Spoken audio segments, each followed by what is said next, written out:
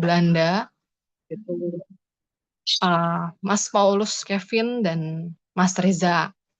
Uh, untuk kedepannya mungkin kita pertama-tama akan mendengarkan dulu dari Mas Paulus Kevin. Boleh di-share dulu mungkin CV-nya, Billy bisa bantu?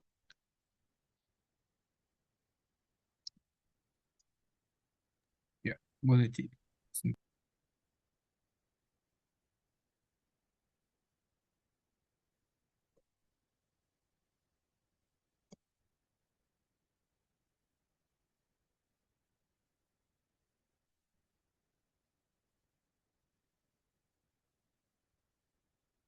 Sudah ya?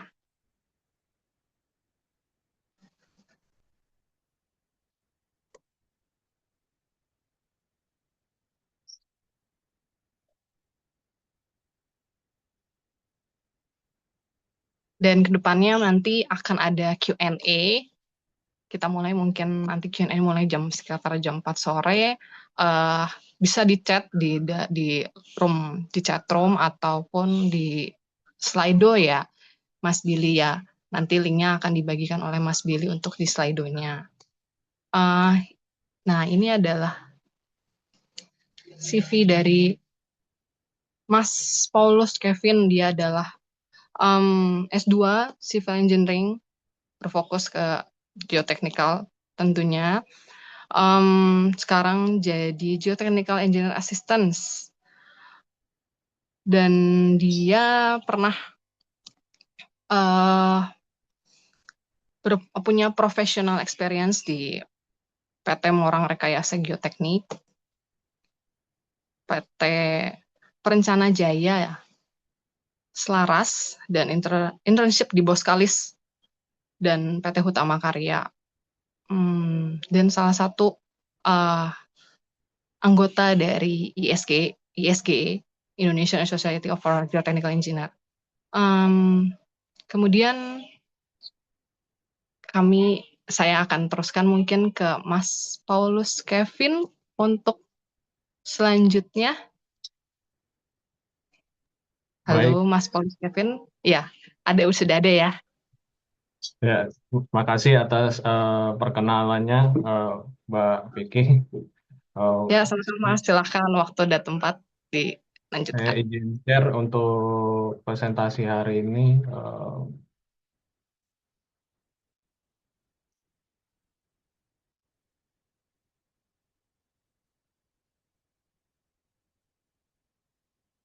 Apakah semua share-nya sudah terlihat? Sudah terlihat, Mas? Oke. Eh, Selamat sore teman-teman. Sebelumnya eh, perkenalkan saya Paulus Kevin dan Mas Reza kami sedang studi di Belanda, kebetulan di TU Delft, dan terima kasih untuk sudah mengundang kami untuk sharing sedikit pengalaman kami studi di TU Delft, khususnya di Geotechnical Engineering Department. Untuk hari ini, oh, khususnya untuk presentasi saya akan lebih fokus ke eh, TU Devs-nya sendiri dan proses studi, job opportunities setelah studi, dan topik tesis yang kita sedang jalani. Pertama-tama, saya ingin share sedikit mengenai Delft. Delft ini sendiri terletak di sentralnya Belanda, yaitu di daerah Randstad, yang mana kalau kita mau ke Amsterdam, mau ke Utrecht, itu cuma sejam dengan kereta. Kalau kita mau ke Den Haag atau ke Rotterdam, itu hanya 15 menit. Jadi lokasinya sangat sentral di Belanda, sehingga ini menjadi salah satu daya tarik untuk studi di Delft. TU sendiri ini didirikan tahun 1842, eh, yang awalnya untuk pelatihan PNS sebelum dikirimkan ke Hindia Belanda, dan atau yang sekarang adalah Indonesia. Dan TU Delft sendiri ini memiliki banyak aliansi dengan universitas-universitas di Eropa eh, melalui Idea League, Enhanced Alliance, Forteu, Athens, dan banyak lagi. Dan ini merupakan salah satu keuntungan studi di TU Delft, eh, yang mana kita bisa melakukan exchange atau melakukan kolaborasi riset dengan smooth. Dan untuk student sendiri, untuk MSc Master, student Master ini kita ada 38,2% mahasiswa internasional. Dan untuk PhD sendiri, ini mayoritas adalah international student. Jadi eh, ini salah satu membuat TU Dev sangat diverse. Untuk di World Ranking sendiri, TU Dev di berdasarkan QS itu di peringkat 47 dan di Belandanya sendiri itu di peringkat 1. Dan jika kita melihat lebih detail lagi, untuk World Ranking UTU Dev, khususnya sipil, itu di peringkat 5 secara global. Dan untuk di Belandanya sendiri, ini kita di peringkat 1. Dan apa sih hubungannya TU Dev dengan geoteknik da, ya, dan perkembangan geoteknik hingga saat ini? Dan ini sangat dekat dengan kita, bahwa di Belanda sendiri mereka mendevelop dari pada compenetration test dari Rice Waterstadt. Dan ini terus dikembangkan, dan Profesor Kaveling Buisman ini juga ikut andil dalam pengembangan CPT. Dan beliau juga mendi- mendirikan laboratori the for ground Mechanica yang sekarang menjadi bagian dari Deltares. Beliau juga merupakan profesor tidak hanya di TU Dev, tapi juga pada waktu itu di Bandung, yaitu yang sekarang menjadi ITB. Selain itu, di TU Dev sendiri ada salah satu research project yang dikembangkan pada masa beberapa dekade yang lalu, dan sekarang menjadi market leader dalam software geoteknik, yaitu Plaxis. Dan sekarang kita akan bercerita sedikit mengenai program postgraduate yang ada di TU Delft, khususnya di geoteknik. Geoteknik sendiri ini berada dalam program Master of Science in Civil Engineering. Meskipun demikian, ada juga program yang mencakup geoteknik, tetapi tidak secara spesifik, yaitu Hydraulic and Offshore Structures. Dia lebih fokus ke bangunan onshore maupun offshore. Dan untuk lulus, kita membutuhkan 120 SCTS dengan program, dan master program ini mengandung sistem eh, quarter, di mana kalau kita di Indonesia itu seringkali kita mengadop sistem semester, namun ini setiap quarter kita memiliki topiknya bisa ganti. Jadi ini secara pace ini cukup cepat, dan seluruh program TU Dev ini khususnya untuk Master of Science ini dalam bahasa Inggris. Apa sih yang kita pelajarin kalau di Master of Science in Civil Engineering, khususnya di geoteknik? Kita akan mempelajari basic-basic eh, pada quarter-quarter awal. Eh, kita belajar soil and rock behavior, coupled process, dan pada kuartal-kuartal selanjutnya kita akan lebih fokus ke desain, mau itu desain embankment, desain tunnel, maupun excavation, maupun dan foundation. Dan juga kita bisa mengambil course mengenai soil variability and risk. Ya, dan untuk program doktoral sendiri di teknik sipil ini ada eh, dua program, yaitu PhD dan Engineering Doctorate. Ini dua jenis doktoral yang berbeda. Ya, PhD ini berbasis scientific, sedangkan untuk Engineering Doctorate ini berbasis desain sesuai kebutuhan industri. Untuk lama studinya sendiri ini juga berbeda ya. Untuk PhD ini 4 tahun, sedangkan untuk Engineering Doctorate ini 2 tahun.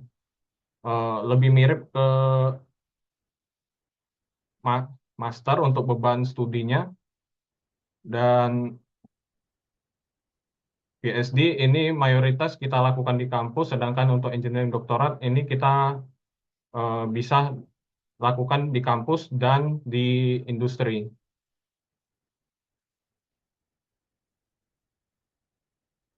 Untuk PhD sendiri, eh, untuk persyaratan bahasa Inggrisnya standar, yaitu C1 untuk syarat untuk entrance. Dan untuk fundingnya sendiri ini sangat bervariasi tergantung dengan kebutuhan teman-teman. Kalau ada dua opsi, jika teman-teman mau PhD dengan status employment, ini mereka akan menggaji kita sebagai researcher. Sedangkan untuk self-funded ini kita bisa menggunakan scholarship dari luar maupun dari grant dari perusahaan. Ini jadi sangat-sangat tergantung dengan kebutuhan dan posisi teman-teman yang ingin lakukan di TU Delft. Dan juga PhD di sini mengambil beberapa course untuk eh, lulus, sehingga ini eh, ini merupakan hal yang standar sih untuk studi PhD. Dan untuk engineering doktoral ini syaratnya sama, kurang lebih untuk bahasa Inggrisnya C1. Untuk programnya sendiri ini konsis dari individual project, mayoritas 60 SCTS, compulsory course 28 SCTS, elektif 20 SCTS, dan group project 12 SCTS. Dan sekarang kita akan berbicara mengenai geoengineering sectionnya sendiri. Terima kasih. Sebelumnya saya mau bilang ini saya meminjam slide dari Profesor Michael Hicks. Saya berterima kasih kepada beliau karena sudah mengizinkan untuk menggunakan slide ini.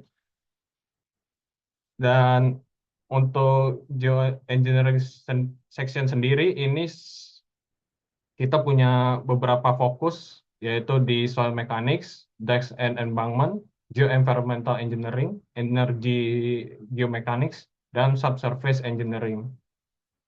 Dan juga tidak lupa ada engineering geology yang mencakup semua.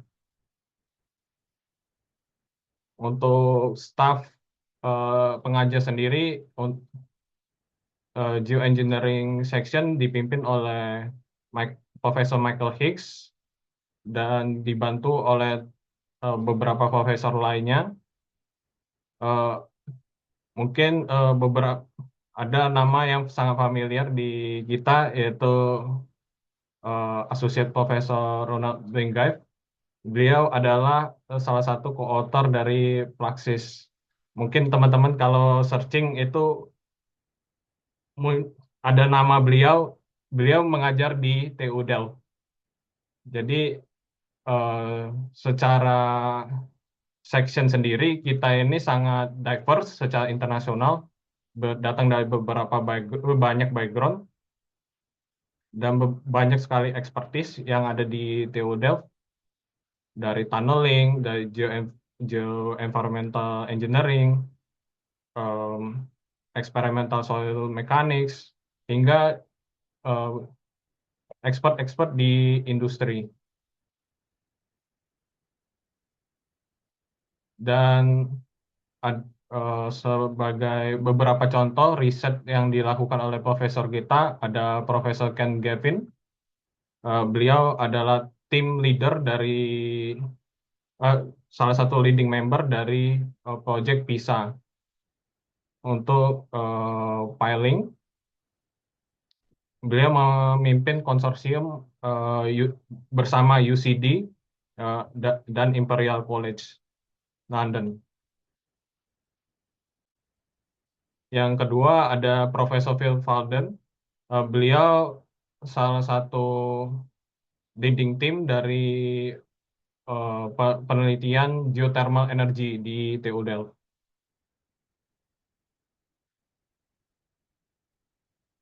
Yang ketiga ada Mandy Corp. Beliau lead investigator untuk project Life K. Beliau memiliki expertise di bidang basement, deep excavation, foundation, dan K walls. Dan ada Profesor Michael Hicks. Beliau adalah ketua dari Technical Committee untuk Geotechnical Risk. Salah satu proyek beliau adalah proyek riset untuk bersama ProRail dan TU Delft dan Deltares. Untuk geoengineering sendiri, aplikasi domains-nya sangat variatif dari soft soil hingga ke hard rock. Dan ini pun masih terdapat interdisciplinary proses dalam studi ini bersama water management, hydraulic engineering, soil structure interaction, dan underground construction. Dan ini membuat TU Delft, terutama di geotechnical section, ini sangat dekat dengan industri.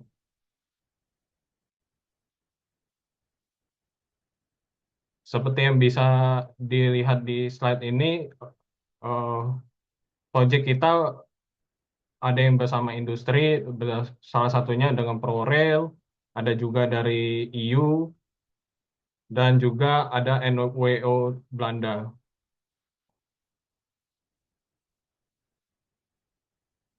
Dan ini ada video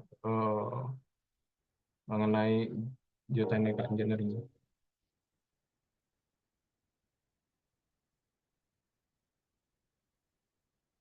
Apakah suaranya terdengar untuk slide-nya?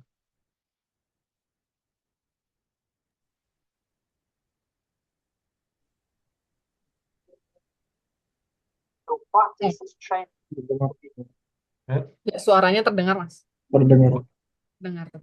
Challenges: climate change, the aging of structures, zero carbon emissions, and green energy. There is now a greater need than ever for a deep understanding of soil behavior to provide creative and sustainable solutions.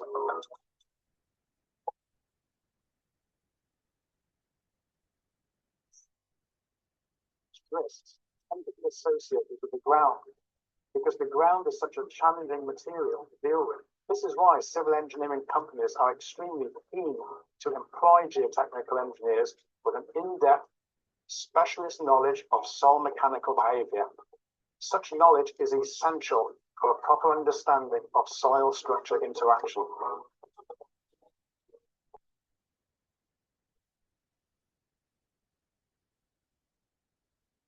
Virtually impossible to think of any civil engineering project that does not require geotechnical engineers. Geotechnical engineers are civil engineers with a specialist knowledge in soil mechanics and ground engineering. There are huge job opportunities both nationally and internationally for geotechnical engineers. TU Delft is known for being one of the top international centres for education and research in civil engineering. The section of geoengineering is internationally one of the largest and most diverse groups in geotechnical engineering. It has a world-class geotechnical laboratory. It also has close links with the onshore and offshore construction industries who are actively involved with the education program. And on top of all that, Delft is a vibrant, beautiful and historic city, a wonderful place to live.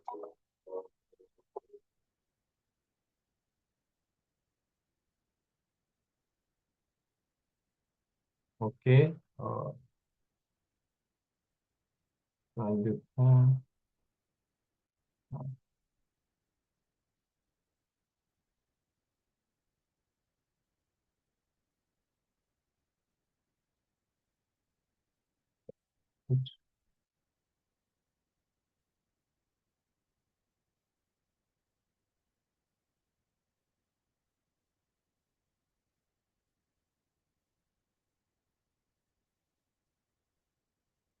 Untuk selanjutnya ada tesis topik, peluang, dan event yang akan datang di Geotechnical Engineering Group.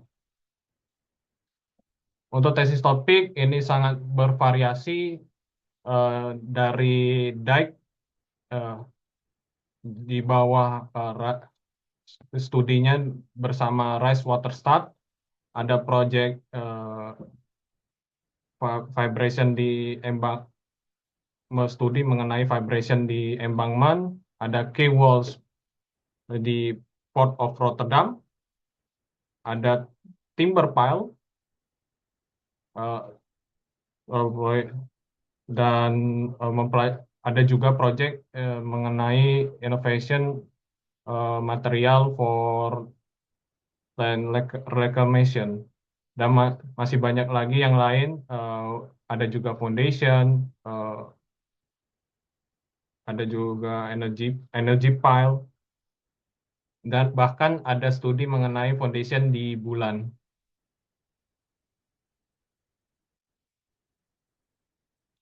Dan masih banyak lagi topik-topik tesis yang ada di TU Delft, dari centrifuge modeling, soft soil, numerical modeling, engineering geology, soil liquefaction, dan masih banyak lagi topik-topik lainnya. Untuk di industri sendiri, karena di Belanda sekarang sedang ada kekurangan lulusan geoteknik, maka lulusan geoteknik dari TU Delft ini sangat dicari di industri, sehingga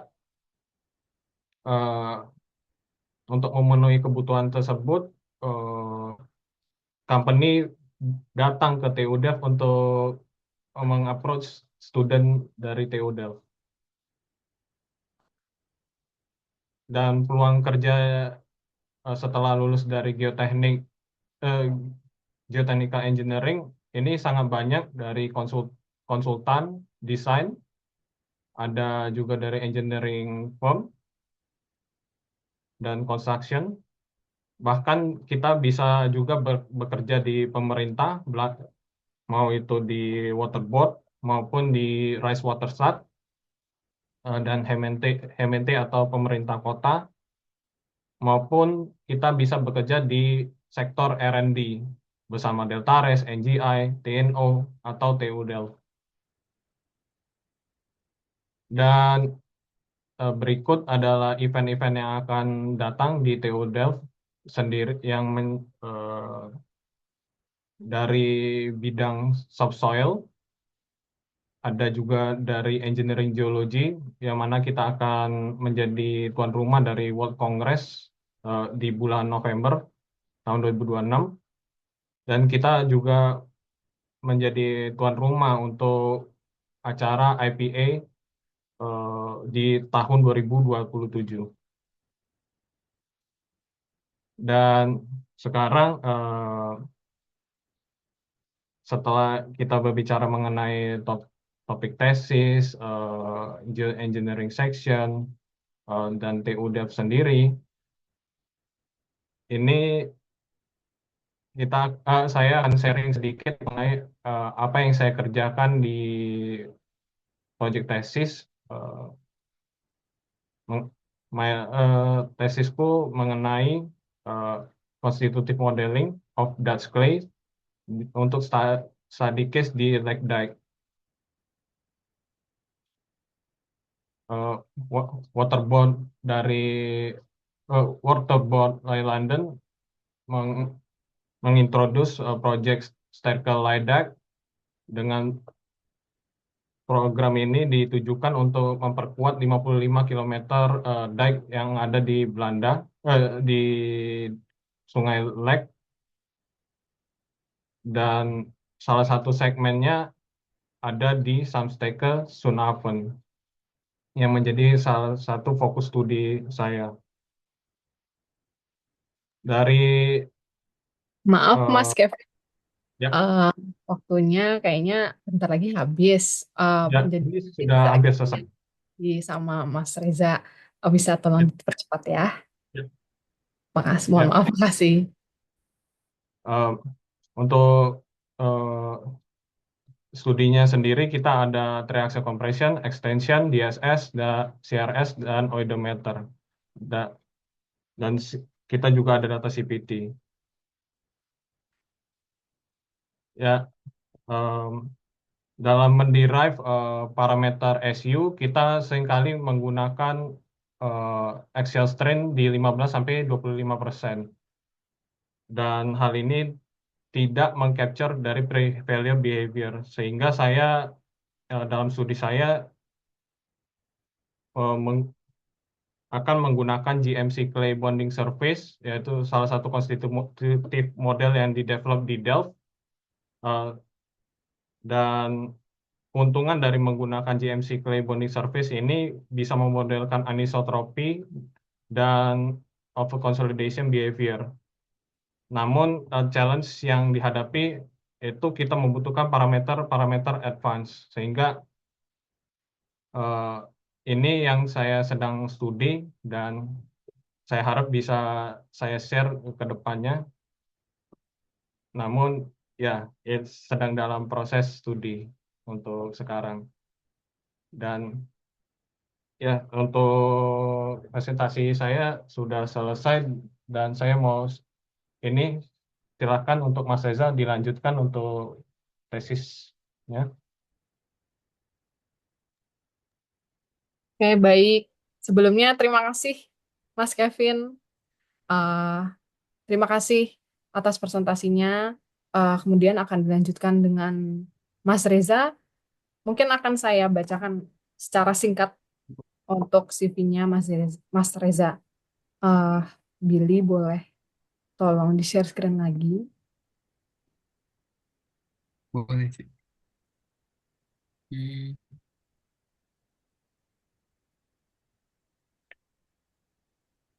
udah muncul ya sih. Ya, oke. Eh,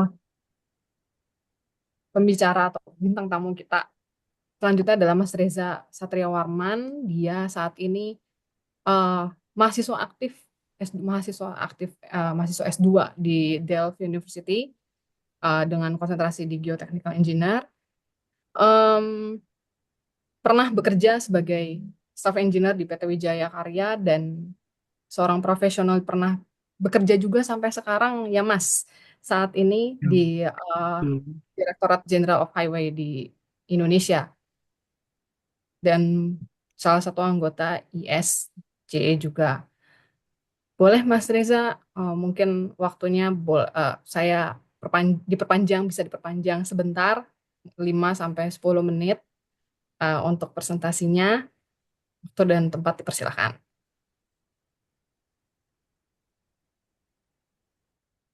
Oke, sebentar.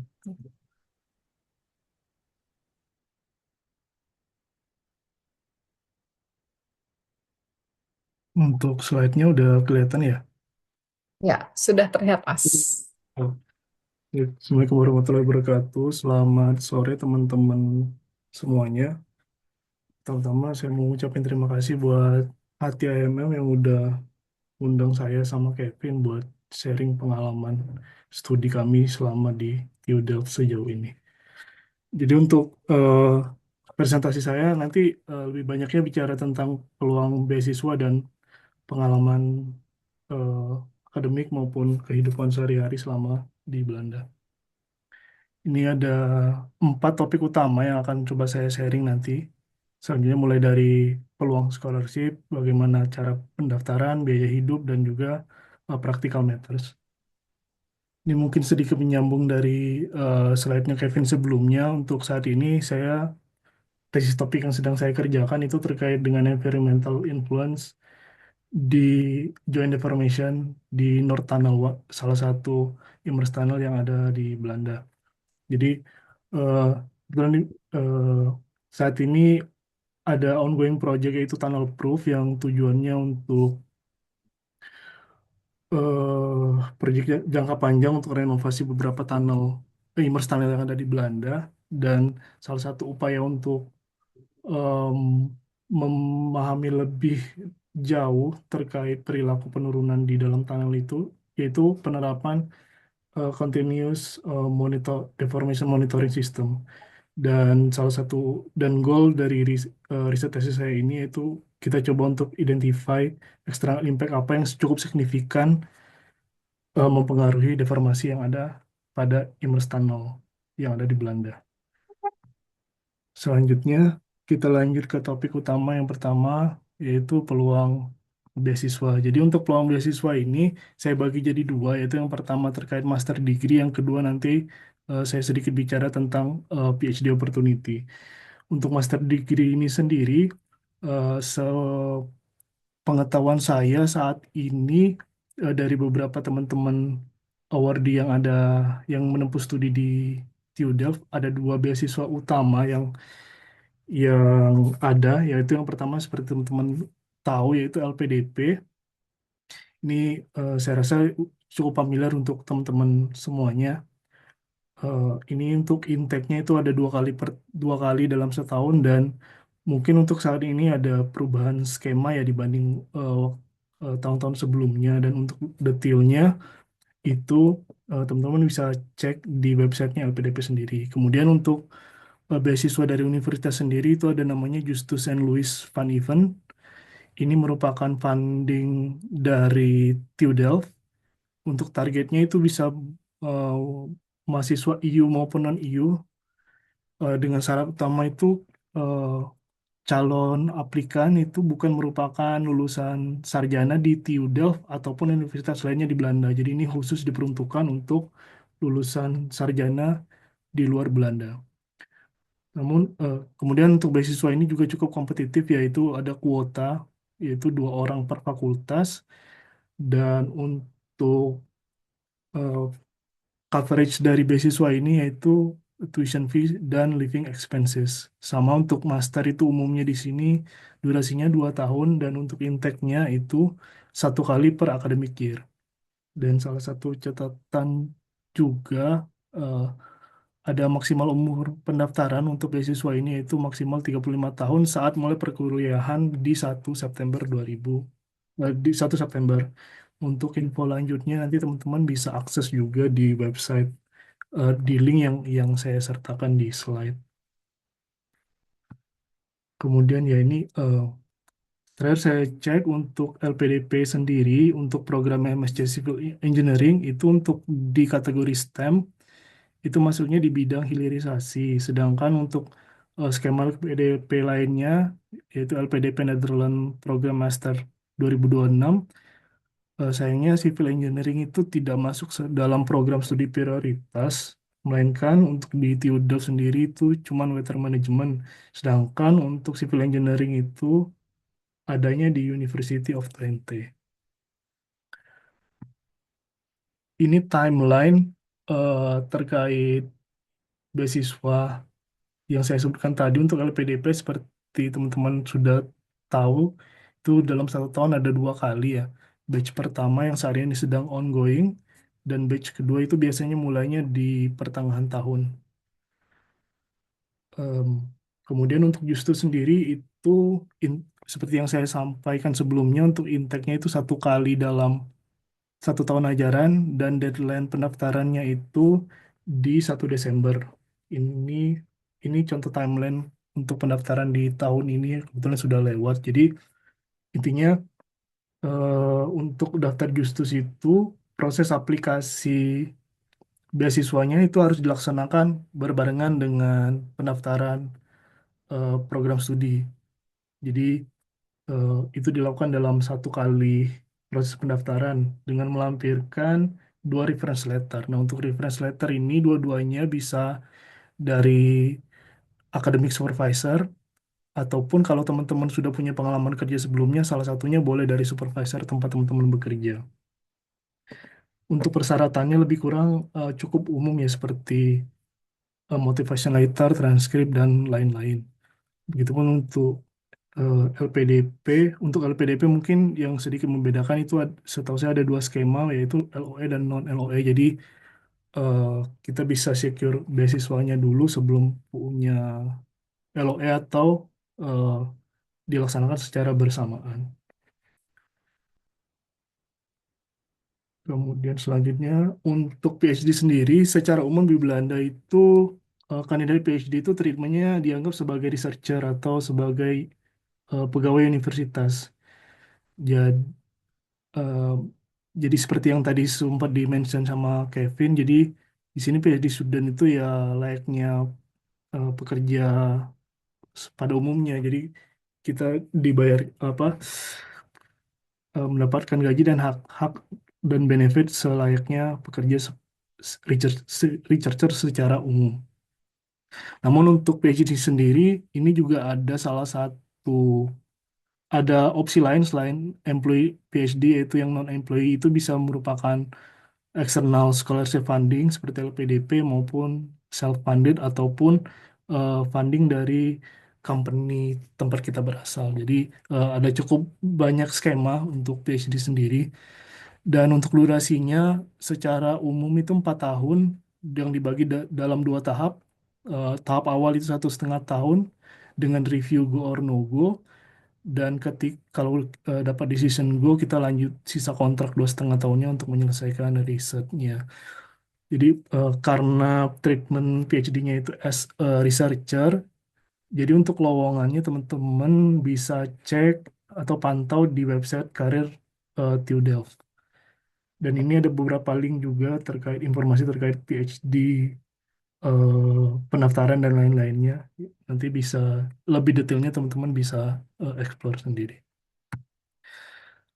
Ini salah ini ya lebih kurang tahapan utama dalam proses pendaftaran PhD di TU Delft, mulai dari admission, yaitu ini pendaftaran, kemudian research phase ini perjalanan kontrak, dan graduation.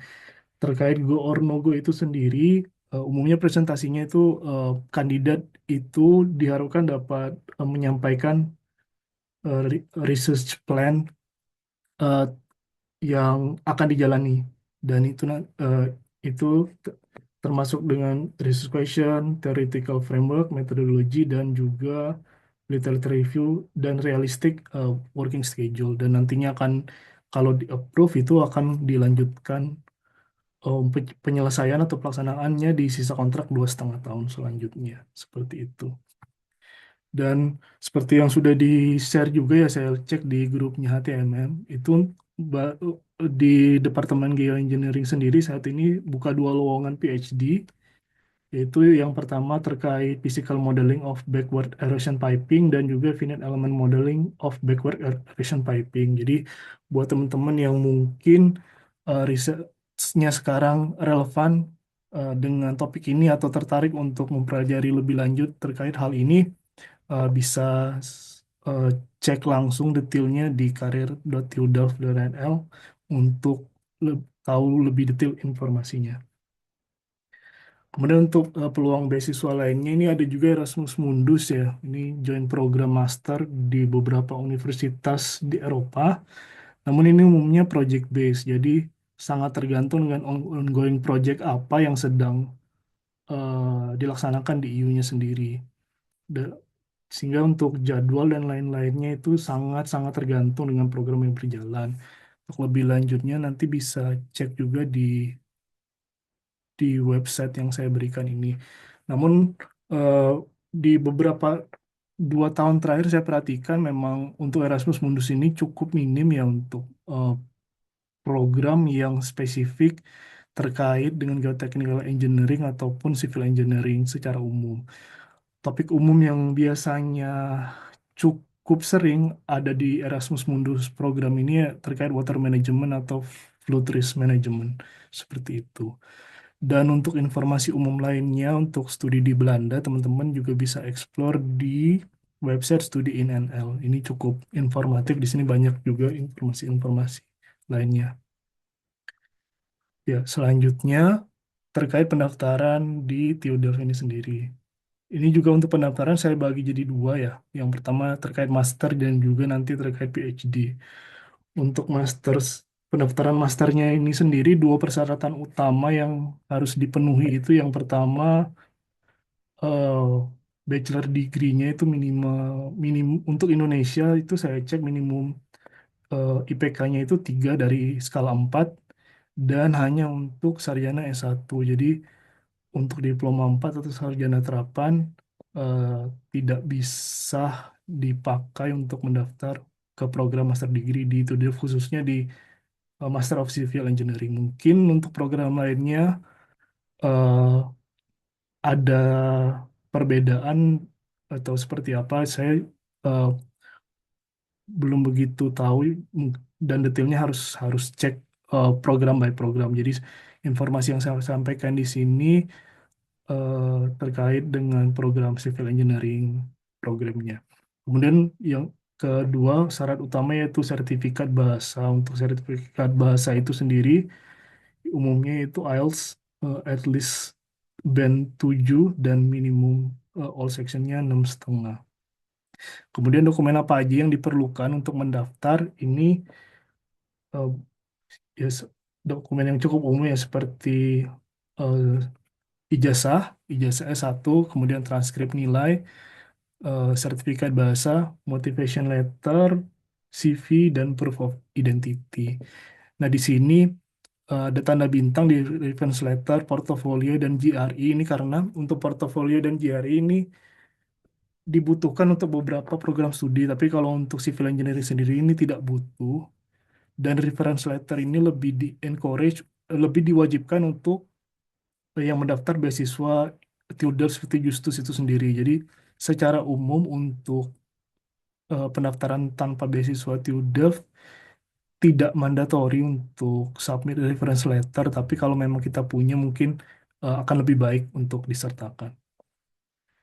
Ini untuk tanggal tanggal pentingnya itu pembukaan pendaftaran umumnya mulai dari 15 Oktober dan batasnya di 1 April tahun selanjutnya. Kemudian batas konfirmasi di 1 Juni, batas pembayaran dan administrasi lain-lainnya ini 1 Juli beberapa untuk beberapa beasiswa eksternal itu dapat dibicarakan lebih lanjut terkait batas-batas ini eh, dengan menghubungi kontak eh, education office di TU Delft itu sendiri. Dan untuk perkuliahan itu setiap tahunnya akan mulai di 1 September atau 2 September. Proses review aplikasi ini umumnya kisaran 4 sampai 12 minggu sejak submit aplikasi. Jadi semakin dekat submit aplikasinya teman-teman ke deadline pendaftaran itu akan butuh waktu cukup lama. Jadi sangat disarankan untuk bisa daftar lebih awal. Seperti itu. Untuk motivation letter ini lebih kurang umum ya. Maksud saya intinya kita bicara tentang motivasi apa pilih program studi dan apa ekspektasi yang kita harapkan. Seperti itu. Kemudian untuk PhD, seperti yang saya jelaskan sebelumnya, itu sangat tergantung dengan vakansi yang ada di TUDEL saat ini. Namun secara umum persyaratannya utamanya itu sertifikat bahasa. Ini kalau saya cek itu persyaratannya masih sama dengan master degree itu untuk IELTS sendiri itu 7 dan minimum each sectionnya 6,5. Kemudian untuk persyaratan lain-lainnya, ini saya coba ambil contoh dari PhD vacancy-nya yang ongoing saat ini, itu butuh motivation letter, CV, sama academic transcript dan sertifikat bahasa. Lebih kurang secara umum itu persyaratan yang dibutuhkan untuk mendaftar PhD. Kemudian ini mungkin tadi Kevin juga sempat mention fun fact juga untuk di TUDEL saat ini itu porsi international studentnya juga cukup cukup besar. Untuk di master degree sendiri di tahun 2025 ini 38% mahasiswa master yang ada di TU Delft itu merupakan international student. Sedangkan untuk PhD-nya itu hampir 70 per tahun 2025 itu 70% itu merupakan international student, dan Indonesia itu masuk top 10 international student population yang ada di TU Delft saat ini. Jadi cukup banyak rekan-rekan Indonesia yang melanjutkan studi di sini. Selanjutnya untuk cost of living. Jadi untuk cost of living ini saya ambil dari Delft Survival Guide yang dibikin oleh teman-teman PPI Delft. Jadi secara umum itu kisarannya antara 800 sampai 1.200, dan ini sangat tergantung dengan beberapa faktor utama. Seperti utamanya itu housing, kemudian kebutuhan pokok, transport, dan lain-lainnya. Jadi untuk housing ini juga, ini hanya kisaran eh, yang general ya, antara 500 sampai 900. Namun ini sangat-sangat tergantung dengan ketersediaan housing yang ada saat ini. Dan juga untuk groceries itu di kisaran 200 euro, dan untuk transport itu 40 sampai 130. Dan untuk transport ini sa- ini dengan asumsi menggunakan public transport sesekali, dan umumnya teman-teman di sini kita utamanya kita pakainya sepeda ya ke mana untuk mobilitas sehari-hari. Jadi kalau pakai sepeda cukup lumayan untuk bisa eh, menekan biaya transportasi. Seperti itu. Ya seperti yang kita tahu dan teman-teman di sini juga aware, yaitu ada housing crisis juga di Belanda saat ini. Jadi prioritas utama ketika kalian dapat LOI di TU Delft itu segera untuk secure housing, dan utamakan untuk ambil opsi di student housing dari pihak kampus. Jadi kalau memang student housingnya tidak beruntung, itu mau tidak mau berarti kita melalui housing agency komersial, dan ini juga sistemnya cukup unik karena eh, ada beberapa housing eh, cara untuk dapat housingnya dengan sistem lottery, ada yang dengan umur akun, dan cukup unik. Jadi eh, ini juga sangat-sangat challenging. Kebetulan saya dan Kevin juga bernasib kurang baik juga terhadap housing ini. Kemudian kalau misalnya tetap eh, tidak nggak dapat housing permanen, opsinya apa? Ya mungkin opsi sementara yaitu sublet ataupun Airbnb. Cuman ini untuk Airbnb ini tidak cukup mahal ya, jadi sebisa mungkin untuk dihindari. Kelemahannya dengan opsi sementara ini kita nggak bisa untuk registrasi di Hemente untuk dapatkan nomor BSN yang kita pakai untuk pendaftaran eh, akun bank dan lain-lain. Jadi housing ini sangat sangat penting. Tips juga jadi karena di sini kadang ada housing itu sistemnya kita eh, panjang-panjangan umur akun. Jadi kalau memang teman-teman punya target jangka panjang mau studi di Belanda, ada baiknya untuk segera bikin akun housing provider yang ada di sini. Contohnya Room NL ini pendaftarannya 35 euro dan berlaku untuk 8 tahun. Jadi ini juga lumayan bisa membantu memperbesar probabilitas teman-teman. Dan untuk opsi housing itu selain di Delft itu kita bisa juga commuting di Den Haag, Rijswijk, Schiedam, dan Rotterdam. Saya dan Kevin juga di awal-awal itu dapat housingnya di Rijswijk sebelum akhirnya bisa dapat opsi di Delft. Seperti itu.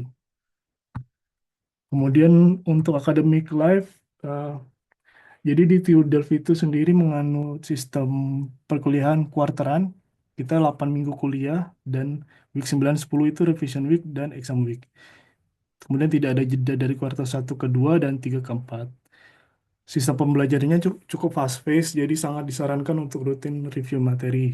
Dari sisi exam atau grading system, kita ada written exam, oral, dan juga project report. Untuk pas kriterianya di 5,6 atau 6.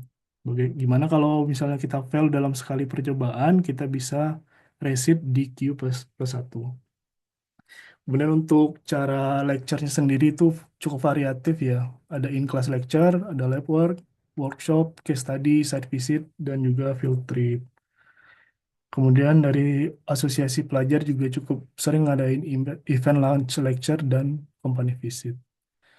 Untuk di angkatan saya itu jumlah student geoteknya ada 19 orang dan untuk tahun setelah saya itu ada 15 orang. Ini beberapa dokumentasi project visit dan field trip yang kami peroleh selama studi di sini. Salah satunya itu kita punya kesempatan untuk visit ke BBT Tunnel. Ini proyek tunnel railway tunnel cukup strategis yang jalan di Eropa saat ini. Kemudian ini ada beberapa lunch lecture seperti dari Fugro maupun Delta Race yang dilaksanakan oleh The Underground Sea. Kita juga ada event company visit ke Haskoning Office Delft dan juga ada event Geo Business Day. Jadi eh, cukup update untuk informasi terkait apa saja yang in di industri atau kebutuhan industri saat ini.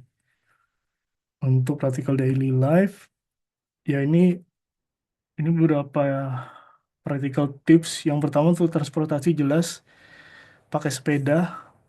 Sangat disarankan untuk beli sepeda bekas. Ini cukup menghemat proses mobilitas teman-teman. Kemudian untuk housing, prioritas segera untuk cari housing. Syukur-syukur bisa dapat yang studio yang nantinya bisa dipakai untuk eh, daftar pusla untuk subsidi. Kemudian untuk grocery ini ya cukup banyak supermarket di sini nggak usah takut untuk susah cari barang-barang Indonesia karena supermarket di sini cukup cukup banyak jual produk-produk Indonesia dan cukup familiar jadi nggak usah khawatir. Untuk keuangan di Belanda itu cashless environment jadi nggak begitu urgent untuk selalu bawa cash kemana-mana selama di Belanda. Untuk makan jelas masak sendiri jadi saya juga baru belajar masak ketika mulai studi di sini dan cukup fun juga untuk dilaksanakan.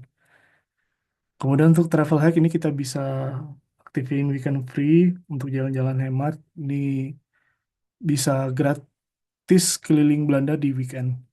Kemudian untuk ini cuaca ini juga cukup challenging, jadi selalu punya jaket dan pantau aplikasi eh, cuaca karena cuaca di sini sangat sulit diprediksi karena kadang 15 menit hujan setelah itu langsung cerah seper- dan seperti itu. Jadi cukup menantang. Kemudian perbedaan durasi siang dan malam itu cukup menantang juga di awal-awal.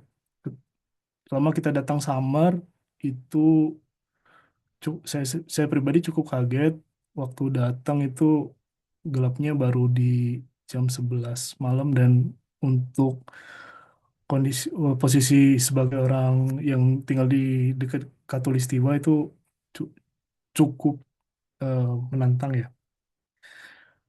Mungkin nah, untuk informasi lebih detailnya, teman-teman bisa download Delft Survival Guide yang udah disusun oleh teman-teman PPI Delft. Di sini detail informasi yang diperlukan bisa teman-teman pelajarin. Ini cukup sangat membantu untuk mengetahui hal-hal apa yang perlu disiapkan untuk studi ke depannya.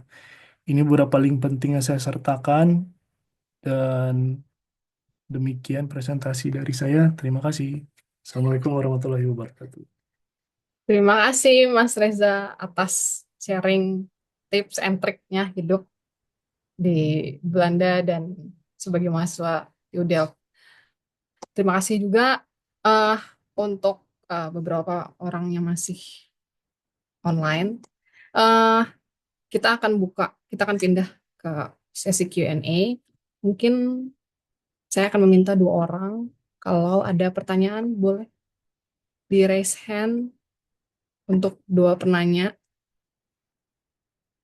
Kalau ada dari Bapak Ibu yang mau tanya ke Mas Reza tentang Theodel atau tanya tentang tesis gimana ke Mas Kevin di Theodelnya, ada.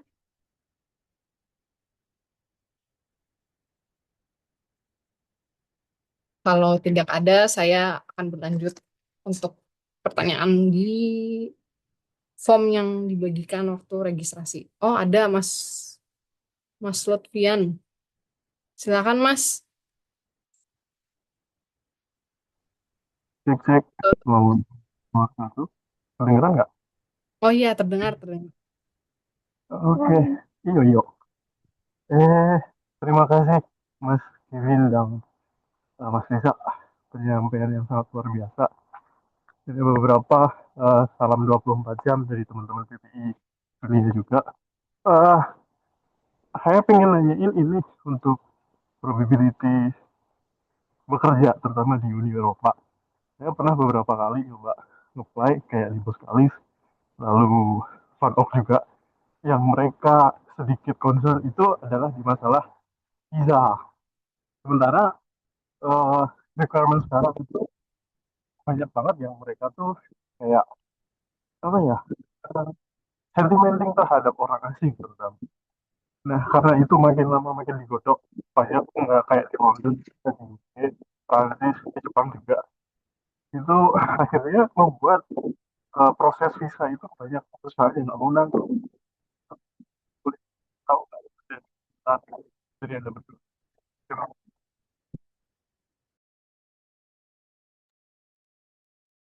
Apakah tersampaikan Mas pertanyaannya Mas Reza dan Mas Kevin? Em, ag- agak sulit.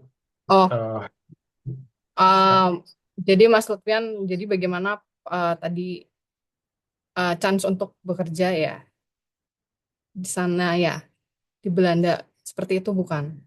Tadi soalnya agak terputus sebentar. Iya, kalau yang saya tangkap tadi ya terkait chance bekerja di Belanda dan juga permasalahan umumnya terkait visa ya karena ada sentimen Ya. terkait orang asing itu sih yang poin-poin yang saya tangkap tadi. em, untuk bekerja sendiri sih, untuk eh, ini sangat tergantung dengan perusahaan apa ya. Kalau misalnya untuk perusahaan seperti eh, yang memang fokusnya di Belanda, marketnya Belanda, itu memang barrier to entry-nya itu bahasa. Ya.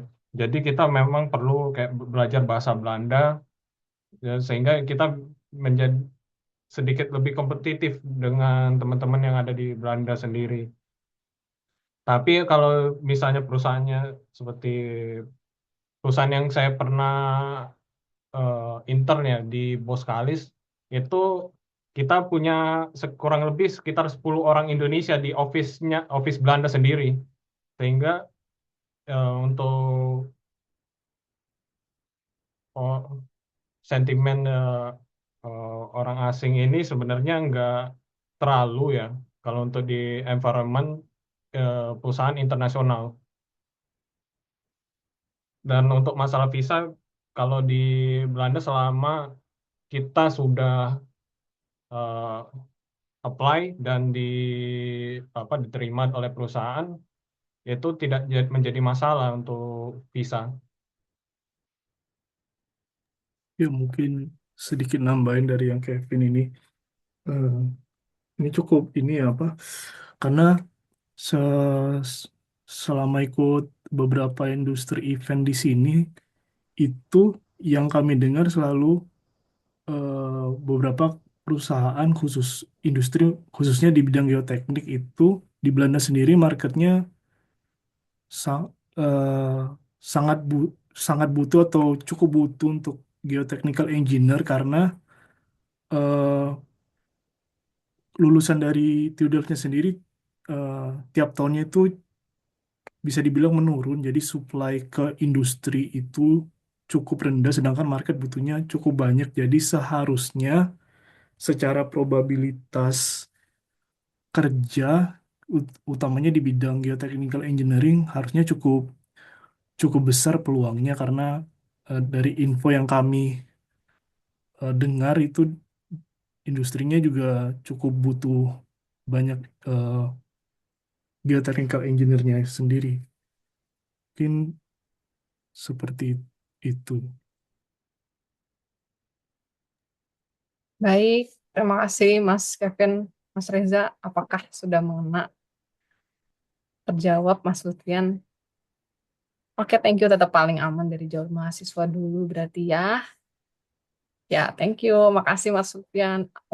Oke, kemudian saya akan lanjutkan lagi. Satu penanya lagi yang live di sini. Yang ingin bertanya langsung ke Mas Reza dan Mas Kevin terkait Yudel, terkait hidupnya gimana di Belanda. Terus kalau tidak ada, saya lanjut ke beberapa penanya yang di G-Form yang ada. eh Salah satunya yaitu, boleh tahu Mas, apa riset geoteknik yang menjadi keunggulan di TU Delft? Eh, Mas Reza atau aku dulu? Boleh dari Mas Kevin, terus lanjut lagi Mas Reza. Oke. Kalau yang menjadi unggulan dari TU Delft sendiri itu yang selama aku studi di sini, pertama itu soft soil. Soft soil dari soft clay, peat, eh, dredging material, ini salah satu expertise di TU Delft. Selain itu ada juga eh, foundation, piling. Ini kita juga sangat dekat dengan industri, mau mau itu monopiles maupun itu piling di high rise building, low rise building. Ini juga menjadi salah satu expertise di TU Delft. Dan yang saya tahu juga itu di numerical modeling, karena ini tidak terlepas dari keberadaan Plaxis, office-nya Plaxis di Belanda juga. Dan eh, untuk di geothermal juga di TU Delft ini juga risetnya cukup, eh,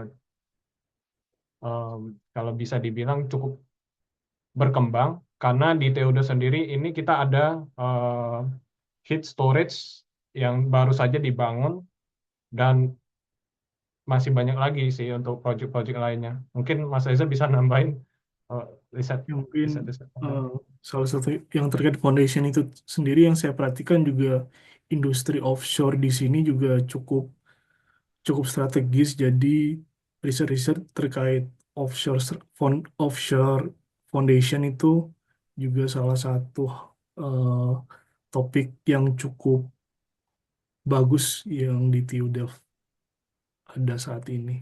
Mungkin itu tambahan. Oke, makasih Mas Reza, Mas Kevin. Lanjut lagi. Ini ada yang nanya lagi nih. Bagaimana sistem supervisi di TU Delft, terutama terkait gaya bimbingan supervisor, komunikasi dengan mahasiswa, dan jumlah mahasiswa yang biasanya dibimbing? Mungkin saya kalau dari saya untuk Mm-mm. sistem supervisinya itu kalau untuk tesis yang saya alamin itu kita ada tesis komitinya itu ada main supervisor, daily supervisor dan juga external supervisor. Jadi eh, saya umumnya banyak diskusinya sama daily supervisor dan kadang untuk secara berkala itu diskusi ke main supervisornya. Dan untuk gaya komunikasinya juga cukup sejauh ini cukup baik ya, tidak banyak berapa kendala. Dan profesornya juga cukup open untuk diskusi. Kita bisa send email untuk arrange discussion dan mereka sangat sangat terbuka untuk diskusi seperti itu. Kemudian untuk jumlah mahasiswa yang dibimbing ya ini sangat tergantung dengan masing-masing profesor ya. Kalau saat ini dengan main supervisor saya itu yang saya tahu itu dia saat ini untuk master sendiri dia lagi bimbing 2 orang sebagai as a main supervisor. Kalau as a second supervisor saya kurang paham, dan untuk PhD sendiri dia sepengetahuan saya handle 4 orang PhD kandidat saat ini. Mungkin Kevin bisa tambahkan. Ya kurang lebih ya sama untuk supervisorku sendiri. Kebetulan supervisorku di bidang experimental soil mechanics itu untuk jumlah bimbing yang mahasiswa yang dibimbing terutama master itu sekitar 4 mahasiswa. Untuk S1 saya kurang tahu, untuk PhD mungkin sekitar 3 atau 4 juga. Untuk cara approach supervisor kurang lebih sama kayak Mas Reza. Kita punya daily supervisor itu, kalau saya arrange itu setiap minggu itu at least ada sekali untuk meeting dengan daily supervisor dan sekali untuk dengan main supervisor. Namun ini juga sangat fleksibel di kita. Kalau misalnya kita misalnya lagi ada acara, ini kita bisa komunikasikan ke supervisor. Dan juga kalau kita ada pertanyaan atau kita ada constraint, itu supervisor sangat approachable. Kita bisa send email dan sampaikan kalau ini kita mau tahu ini tentang tesis kita, kira-kira bisa nggak di solve ini. Nanti supervisor coba kasih solusi untuk solve concern kita. Kurang lebih itu sih. Ya, terima kasih. Lanjut lagi, ini mengena sih menurut saya buat pertanyaan untuk Indonesia ya. Seberapa relevan permasalahan geoteknik di Belanda dengan di Indonesia? Sepengalaman Mas Reza dan sepengalaman Mas Kevin, jika cukup berbeda, apakah jadi penghalang dalam implementasi penelitian S2 atau S3-nya? Boleh dijawab, bantu jawab Mas. Kalau dari aku sendiri sih sangat relevan ya, karena Belanda sendiri ini secara nature itu lowland. Lowland artinya ya di daerah delta. Itu permasalahan soft soil-nya itu sangat umum. Jadi sama seperti Indonesia, kita punya soft clay, mereka juga punya soft clay, mereka ada masalah land subsidence, kita juga ada masalah land subsidence, kita ada masalah banjir, mereka expert di bidang banjir. Jadi ini sangat-sangat relevan untuk di kita, khususnya untuk research di bidang soft soil maupun peat. Dan untuk topik-topik lain ya seperti geothermal, saya kira Indonesia salah satu potensi untuk dikembangkan untuk geothermal, dan saya kira sangat-sangat relevan untuk studi di TU Delft. Mas Reza mungkin bisa tambahin. Ya, kayak yang Kevin mention tadi ya, saya rasa juga cukup relevan terutama terkait soft soil ya, karena kebetulan di MS di program civil engineeringnya sendiri kita di kuartal 4 itu ada pilihan modul yaitu deltaic soil. Situ kita belajar lebih lanjut terkait mechanic of deltaic soil seperti soft clay, peat maupun loose sand, dan saya rasa itu juga cukup relevan dengan permasalahan yang ada di Indonesia. Kemudian tadi Kevin juga mention terkait flood defense, di sini juga cukup well established riset-riset terkait flood defense, baik itu stability dan reliability. Kita juga cukup banyak bendung maupun bendungan. Kemudian yang terakhir, yang baru-baru ini sedang ongoing itu ada juga terkait railway embankment stability. Ini juga kaitannya dengan embankment stability. Ini juga saya rasa juga cukup relevan dengan Indonesia. Kita juga cukup banyak, eh, nggak hanya di railway embankment maupun di road embankment juga cukup banyak, dan saya rasa cukup relevan.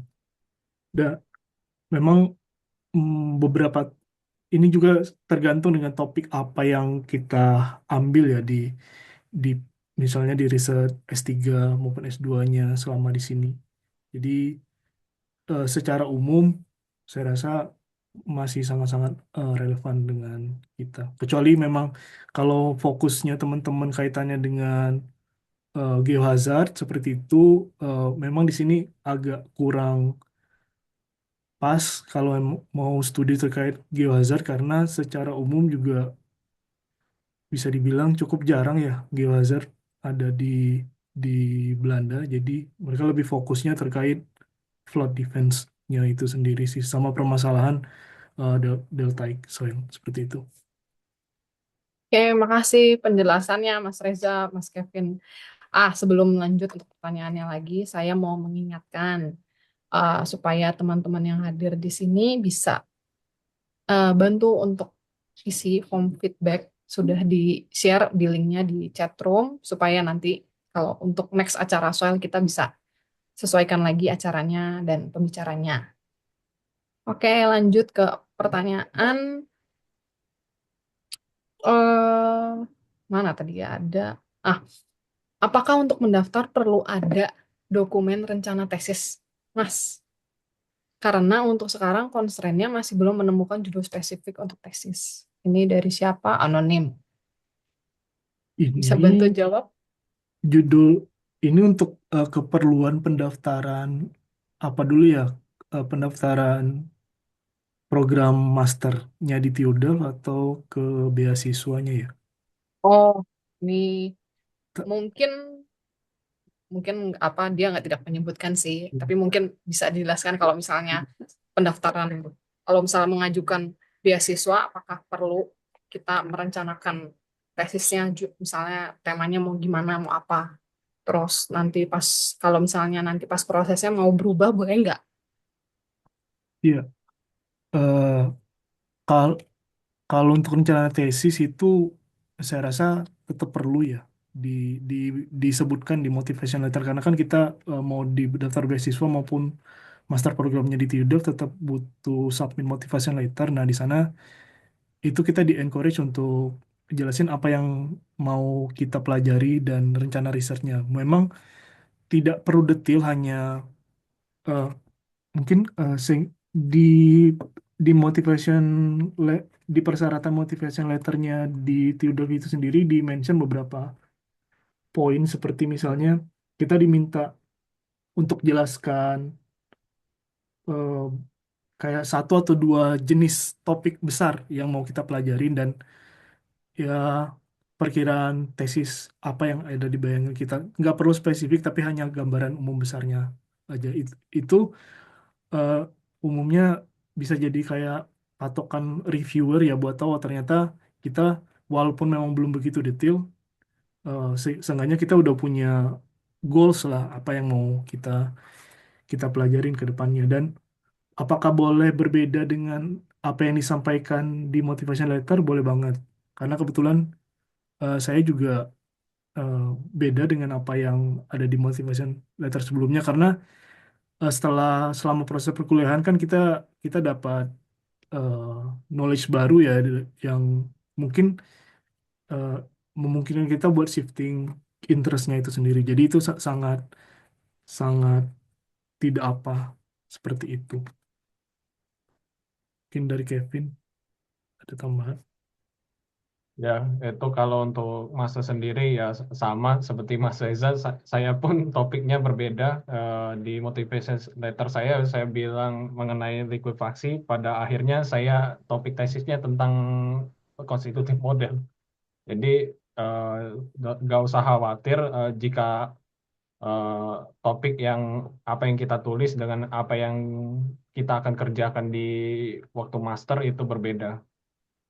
Dan ya, dan untuk tesis topik sendiri sebenarnya ini juga nggak terlalu menjadi halangan ya untuk kita apply ke TU Dev sendiri, karena di TU Dev sendiri ini bahkan untuk warga lokal sendiri pun mereka nggak terlalu em, memikirkan motivation letter apa yang harus mereka tulis itu. Jadi, tapi untuk kita tentu saya kira penting untuk kita menulis motivation letter yang bagus jika kita ingin mengapply beasiswa dari TU Dev juga. Saya kira juga itu penting untuk dipertimbangkan juga ya. Oke, berarti seenggaknya adalah planning seperti apa, rencananya seperti Ya, apa, mau nanti di lapangan yang berbeda itu masih bisa berubah gitu ya, masih fleksibel untuk bisa betul. berubah. Ya, Oke, lanjut. Mungkin dua pertanyaan lagi. Saya tanya lagi, apakah Bapak Ibu yang dari sini mau bertanya langsung ke penanyanya selagi masih ada waktu? Mungkin satu pertanyaan lagi deh, 3 menit lagi. eh Tadi, ya ini non teknis sih. Berdasarkan pengalaman pribadi, apa tantangan terbesar saat berkuliah dan tinggal di Belanda, serta bagaimana cara beradaptasi dan mengatasinya? Jawab singkat jelas aja, Mas. oke. Kalau dari Mas saya Edi. yang pertama, cuaca itu cukup cukup kaget juga. Ini di Belanda cukup berangin, terus sangat sering berubah-ubah. Yang kedua itu karena saya kebetulan udah cukup lama kerja ya, ketika shifting dari work life ke academic life itu adjustmentnya cukup cukup menantang karena balik lagi dengan rutinitas akademik. Jadi terutama di tahun pertama itu kita sempat belajar mekanik ya, kontinu mekanik itu saya jujur cukup kaget harus kembali belajar fisik dan lain-lainnya.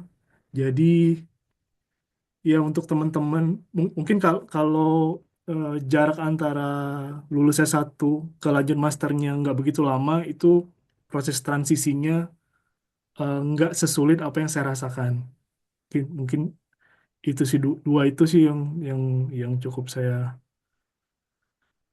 rasakan di sini. Mungkin dari Kevin. Oke, silakan Mas Kevin. Kalau dari aku sendiri sih yang paling menantang itu eh, belajar coding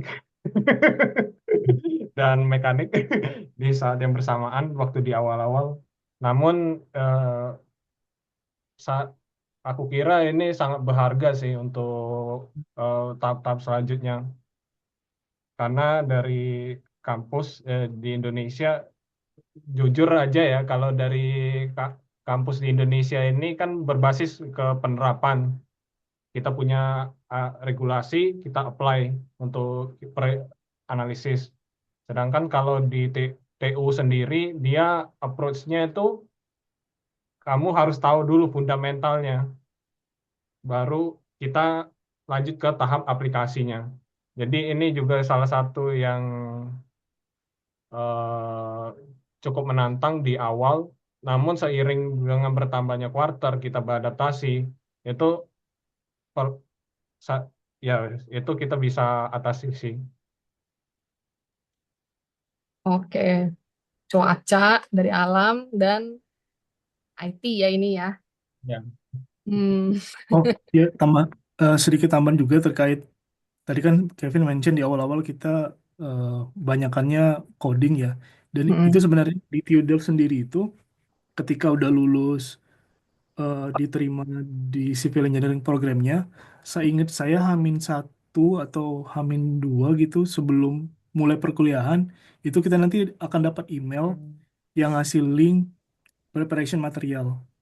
Jadi itu eh, jadi ada satu online book online ya buku online seperti itu dia ngeresumin hal-hal apa aja yang bisa membantu kita buat transisi smooth ke proses perkuliahan masternya. Dan itu mereka bahas juga ada terkait basic-basic mechanics, geotek, Hmm. topik geoteknya apa aja yang bisa ibaratnya sebagai refreshment material. Dan satu lagi emang topik ada buku apa web khusus terkait Python. Python preparation gitu. Walaupun ketika nanti perkuliahan kita akan tetap tetap eh, belajar Python lagi, tapi ada kayak preparation material yang bisa kita pelajarin sebelumnya. Jadi Oh, cukup berarti disediakan ya disediakan, sangat referensi-referensinya. disediakan. Nanti mungkin nanti saya coba update di slide saya coba lampirin linknya. Itu kita cukup cukup suportif juga sih dari program studinya. Mereka provide hal-hal apa aja yang perlu kita seenggaknya siapin lah, punya bayangan terkait tahun pertama seperti apa. Seperti itu. Sangat membantu ya itu ya. Sangat membantu. Oke. Satu lagi yang katanya Mas Lutfian nih. Hmm. eh Satu lagi ya, Mas, Bapak Ibu sekalian. Satu lagi dong, boleh saran nggak? Ada kesempatan nggak buat S2, S3 buat yang sudah umur 35 tahun lebih? Apa masih bisa? Boleh dijawab, langsung dijawab Mas Reza atau Mas Kevin? Kalau aku Kalau kira S2, i- saya nggak tahu persyaratan LPDP sekarang ya, seperti apa. Tapi kalau untuk S3, setahu saya di TUDEL itu nggak ada persyaratan umur untuk S3. Karena di beberapa vacancy yang saya lihat itu sangat jarang persyaratannya itu tuh cantumin umur. Jadi saya rasa nggak ada batasan untuk S3 ya, vacancy S3. Tapi untuk S2 ini saya, kalau untuk Justus itu di FAQ page-nya mereka beneran mention maksimumnya 35 seperti itu. Tapi kalau untuk LPDP perlu dicek detail. Kalau untuk LPDP PNS tahu saya itu untuk master itu saya lupa 35 atau 3 berapa. Cuma ya tapi seperti itu kalau untuk S2. kalau di sini juga selain ada S2, S3, di sini ada postdoc nih. Bagi yang kalau sudah S3 dan masih misalnya mau studi mengenai topik yang mereka interested dan ada project yang kebetulan inline, itu bisa banget join di postdoc. Masih ada kesempatan berarti ya. Ya, Kalau Hmm, untuk saya rasa kalau untuk S3 ya karena nggak ada eksplisit disebut sih persyaratan oke, seperti oke. itu. Baik, terima kasih sudah terjawab ya Mas Lutfian. Terus, oh ini satu lagi. Ada yang tertarik untuk mencari S1. Kalau untuk geoteknik ada peluang masuk engineer atau S1 ya ini Mbak Firah. Kalau untuk geoteknik ada peluang masuk engineer nggak ya? Biasanya studinya engineer terkait doktorat. project tentang apa? Oh, oke. Engineering doktorat. Em, Engineering doktorat ini yang aku tahu kalau teman-teman pernah lihat korelasi korelasi yang ada namanya Lengkek, itu salah satu engineering doktorat di TUDEF bersama Profesor Ronald Wingate. Itu dia eh, se- saya kurang tahu sih backgroundnya, background fundingnya. Namun dia eh, waktu dia studi itu dia bebarengan dia bekerja di Witty van Bos. Jadi em, bisa jadi ini difunding dari perusahaan sendiri atau dia self funded. Jadi memang sangat fleksibel sih sebenarnya untuk engineer dokter ini. Oke, dari Mas Reza ada tambahan? Nggak ada kalau dari saya sama kayak Kevin tadi. Hmm. Mungkin ini ya kalau engineering doctorate ini vakansinya sepenglihatan saya nggak sebanyak yang PhD position ya. Jadi memang sangat tergantung project yang ongoing seperti itu. Oke. Di chat room ini saya lihat Mas Reza tadi share linknya yang untuk referensi Iya, referensi yang tadi Mas sebutkan. Oke, bisa ditelusuri ya Bapak Ibu. Kemudian karena sekarang sudah menunjukkan 16.36 malahan di Indonesia. Jadi saya akan menutup acara ini.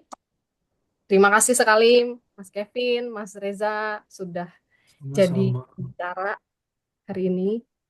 Terima kasih Bapak Ibu yang hadir. Terima kasih untuk pertanyaan-pertanyaannya. Dan jangan lupa tolong link feedbacknya diisi ya. Jangan lupa supaya kita nextnya untuk acara seperti ini kita ada konsep dan masukan dari Bapak Ibu sekalian. Oke, sekian dari saya, sekian mungkin dari panitia. Kita undur diri. Terima kasih semuanya Bapak Ibu. Selamat weekend, selamat beristirahat. Terima kasih teman-teman Terima semuanya. kasih. Terima kasih. Terima kasih semuanya bisa meninggalkan link Zoom ya.